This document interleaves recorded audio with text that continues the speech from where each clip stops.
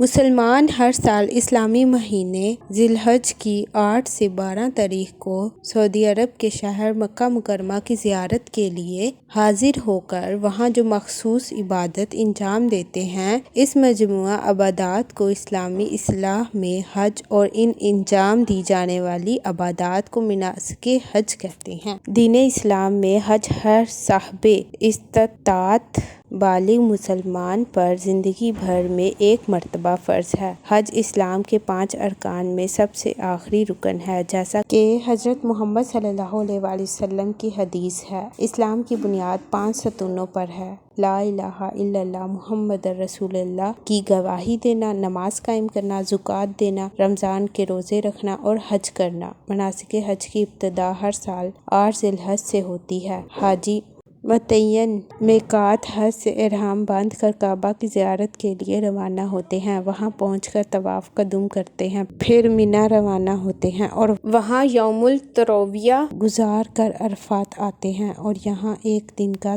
وقوف ہوتا ہے۔ اسی دن کو یوم عرفہ، یوم سعی، عید قربانی، یوم حلق و قصر وغیرہ کہا جاتا ہے۔ اس کے بعد حجاز، رمی، جمار، کنکریاں پھینکنے کے لیے جمرہ عقبہ جاتے ہیں۔ بعد ازاں مکہ واپس آ کر طواف افاضہ کرتے ہیں اور پھر واپس منی جا کر ایام تشریق گزارتے ہیں۔ اس کے بعد حجاج دوبارہ مکہ واپس آ کر طواف وداع کرتے ہیں اور یوں حج کے جملہ مناسک مکمل ہوتے ہیں۔ حج کی عبادت اسلام سے قبل بھی موجود تھی۔ مسلمانوں کا اعتقاد ہے کہ حج گزشتہ امتوں پر بھی فرض تھا۔ حضرت ابراہیم علیہ السلام اور ان کے بعد بھی لوگ حج کیا کرتے تھے، البتہ جب جزیرہ نما عرب میں عمرو بن لہی کے نظریہ بت پرستی کا آغاز ہوا تو لوگوں نے مناسک حج میں اضافہ کر لیا تھا۔ ہجرت کے 9ویں سال حج فرض ہوا۔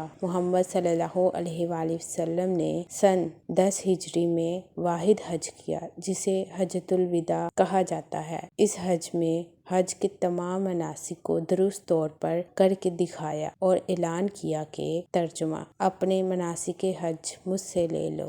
نیز اسی حج کے دوران میں اپنا مشہور خطبہ حجۃ الوداع بھی دیا اور اس میں دین اسلام کی جملہ اساسیات و قواعد اور اس کی تکمیل کا اعلان کیا۔ زندگی میں ایک بار صاحب استطاعت پر حج فرض ہے اور اس کے بعد جتنے بھی حج کیے جائیں گے ان کا شمار نفل حج میں ہوگا۔ ابو ہریرہ رضی اللہ تعالیٰ عنہ نے حضرت محمد صلی اللہ علیہ وآلہ وسلم سے نقل کیا ہے: لوگوں، تم پر حج فرض کیا گیا ہے، چنانچہ حج ادا کرو۔ صحابہ نے سوال کیا: یا رسول صلی اللہ علیہ وآلہ وسلم، کیا ہر مسلمان پر ہر سال حج فرض ہے؟